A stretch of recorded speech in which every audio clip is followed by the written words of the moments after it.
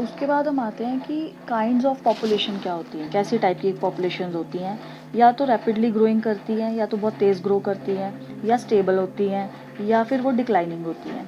Rapidly का मतलब ये है कि बर्थ रेट बहुत हाई है, ऑफस्प्रिंग बहुत ज़्यादा आ रहे हैं, और डेथ रेट बहुत कम है, मतलब कि पैदा हो रहे हैं लेकिन डेथ नहीं हो रही है। तो यंग पॉपुलेशन ज़्यादा होगी, ओल्ड वाली कम होगी, ठीक है, क्योंकि यंग ज़्यादा है, बर्थ रेट ज़्यादा है। तो इस तरीके की पॉपुलेशन को बोलते हैं रैपिडली ग्रोइंग पॉपुलेशन। स्टेशनरी में क्या होगा, स्टेबल है, बर्थ रेट जितने हो रहे हैं उतनी ही डेथ रेट हो रही है, तो वो स्टेबल पॉपुलेशन होगी। डिक्लाइनिंग में क्या होगा कि बर्थ रेट कम है, डेथ रेट ज़्यादा है, तो ऑब्वियसली ओल्डर ज़्यादा होंगे, यंगर कम होंगे, तो इस तरीके की पॉपुलेशन को बोलते हैं डिक्लाइनिंग पॉपुलेशन। तो जैसे हमारी ह्यूमन पॉपुलेशन में क्या होता है, जो हमारे नॉर्मली बर्थ गिविंग कैपेबिलिटी होती है, ज़्यादातर बर्थ्स कब होते हैं, एक फीमेल 16 to 40 ईयर्स के बीच में जो है बर्थ रेट जो ऑफस्प्रिंग दे सकती है।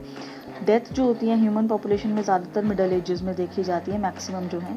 और माइग्रेंट्स, चाहे वो बाहर जा रहे हैं कंट्री से या अंदर आ रहे हैं, तो वो 20 to 40 ईयर्स के एज के होते हैं। तो हमारी कंट्री डेवलपिंग कंट्री है, डेवलपिंग हमारे में मोर्टेलिटी रेट अभी भी ज़्यादा है। डेवलप्ड कंट्रीज़ जैसे अमेरिका हो गई, तो वहाँ पे टेक्नोलॉजी हाई है, मेडिकल सर्विसेज बहुत हाई हैं, तो वहाँ पे सर्वाइवल रेट ज़्यादा रहता है। लेकिन वहाँ पे टेक्नोलॉजी और पॉपुलेशन कंट्रोल की वजह से बर्थ रेट्स को भी कम करा गया है, तो पॉपुलेशन कंट्रोल भी करी गई है। इसका अंदाज़ा आप इससे लगा लो कि हमारे इंडिया की पॉपुलेशन 130 करोड़ है, 130 के ऊपर ही है, और अमेरिका की पॉपुलेशन जो है वो 30 करोड़ है। तो कैसे उन्होंने पॉपुलेशन कंट्रोल को रखा है, उसके हिसाब से वहाँ पे जो बर्थ रेट्स को डाउन रखा है उन्होंने, तो इसीलिए सर्वाइवल जो है वो टेक्नोलॉजी के हिसाब से ज़्यादा है, ठीक है। तो ये फिगर देखो जो भी मैं आपको बता रही थी, ये यंग इंडिविजुअल से हम ओल्ड इंडिविजुअल्स की तरफ जा रहे हैं, एज ग्रुप जा रहे हैं, यंग, मिडल, फिर उसके बाद ओल्ड इंडिविजुअल। ग्रोइंग पॉपुलेशन ये रैपिड में आ जाएगा, देखो यंग ज़्यादा है और ओल्ड कम है। स्टेबल मतलब ऑलमोस्ट इक्वल है, इस तरीके की कर्व बनेगा। और डिक्लाइनिंग मतलब देखो यंग कम है और ओल्ड जो ये वाली पॉपुलेशन है ये बहुत ज़्यादा है। ये तो चलो डेथ रेट में जाएगी, लेकिन ये देखो ओल्ड पॉपुलेशन जो है वो बहुत ज़्यादा है, तो ये डिक्लाइनिंग पॉपुलेशन होती है। Then what is population turnover. Turnover का क्या बोलते हैं, अब जैसे आपने बिजनेस में सुना होगा कि टर्नओवर कितना है कंपनी का, कि मतलब क्या इंक्रीज ही हो गया ना, तो बेसिकली मेजर कितना है, it is a measure of कितने इंडिविजुअल अंदर आ रहे हैं या बाहर जा रहे हैं पॉपुलेशन से, चाहे वो बर्थ से जा रहे हैं, चाहे वो बर्थ से एंटर हो रहे हैं, चाहे वो डेथ से बाहर जा रहे हैं, चाहे वो इमिग्रेशन से अंदर आ रहे हैं, चाहे वो एमिग्रेशन से आ रहे हैं। तो पॉपुलेशन टर्नओवर एक वैल्यू है, एक मेजर है कि कितनी है। उसके बाद आता है कि एनवायरमेंटल फैक्टर्स कैसे पॉपुलेशन को इफ़ेक्ट करते हैं पॉपुलेशन को। अब आपको भी पता है कि दो मेजर फैक्टर है, फूड और शेल्टर। शेल्टर मतलब स्पेस। अगर ये दोनों अच्छी कैपेबिलिटी में है, फूड भी अच्छा है, शेल्टर स्पेस भी अच्छी है, तो पॉपुलेशन ग्रो करेगी।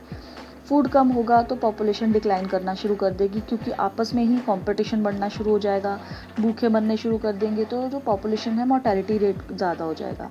स्पेस कम है तो स्पेस की भी वही बात होगी कि अगर आप एक पर्टिकुलर एरिया है उसमें आ ही 100 इंडिविजुअल सकते हैं, लेकिन वहाँ पे 200 इंडिविजुअल्स आ गए हैं, तो स्पेस कम हो गई, तो जो बाकी पॉपुलेशन है वो एक्सपोज हो जाएगी एनिमीज़ से, वेदर से, प्रीडेटर उनको खाना शुरू कर देंगे, क्लाइमेटिक उनको रहने की जगह नहीं मिल रही है, तो उनको क्लाइमेटिक कंडीशंस जो हैं वो अफेक्ट करेंगी और पॉपुलेशन डिक्लाइन करना शुरू कर देगी।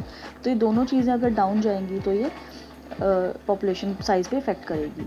उसी तरीके से नेचुरल कैलमिटीज़ एकदम से आ जाती हैं, किसी एरिया में ड्रॉट आ गया, फ्लड्स आ गए, फायर लग गई, अर्थक्वेक आ गया, स्टॉर्म्स आ गए, तो उसकी वजह से एकदम से क्या, जैसे फ्लड आ गया तो एकदम से उस एरिया का फूड, पूरा एग्रीकल्चर ख़त्म हो गया, स्पेसेस जो शेल्टर थे वो ख़त्म हो गए, तो वो पॉपुलेशन उस टाइप में क्या हो जाएगी, उस टाइम पे डिस्टेबलाइज हो जाएगी। तो एनवायरमेंटल फैक्टर्स जो हैं ये बहुत इंपॉर्टेंट है, जो रोल प्ले करते हैं एक पॉपुलेशन साइज़ को कंट्रोल करने के लिए। तो जो अभी हमने कंप्लीट किया है वो हमने किया है कि कौन से फैक्टर्स जो हैं पॉपुलेशन को अफेक्ट करते हैं। तो birth rate, death rate, emigration, immigration, age distribution, जिसमें हमने सर्वाइवरशिप कर्व्स और वो जो यंग वाले 3 जो ग्राफ करे हैं, फिर population turnover, and lastly is the environmental factors.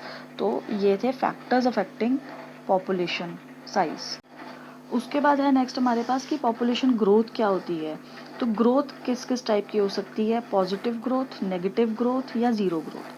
Positive growth का मतलब ये होगा कि ज़्यादा इंडिविजुअल्स ऐड हो रहे हैं एज़ कम्पेयर टू लॉस्ट, मतलब birth rate is greater than death rate, तो population will show positive growth. Negative का मतलब कि पॉपुलेशन लॉस ज़्यादा हो रहा है, एडिशन कम हो रही है, तो पॉपुलेशन नेगेटिव ग्रोथ करेगी। और अगर addition is equal to loss होगा तो स्टेबल है।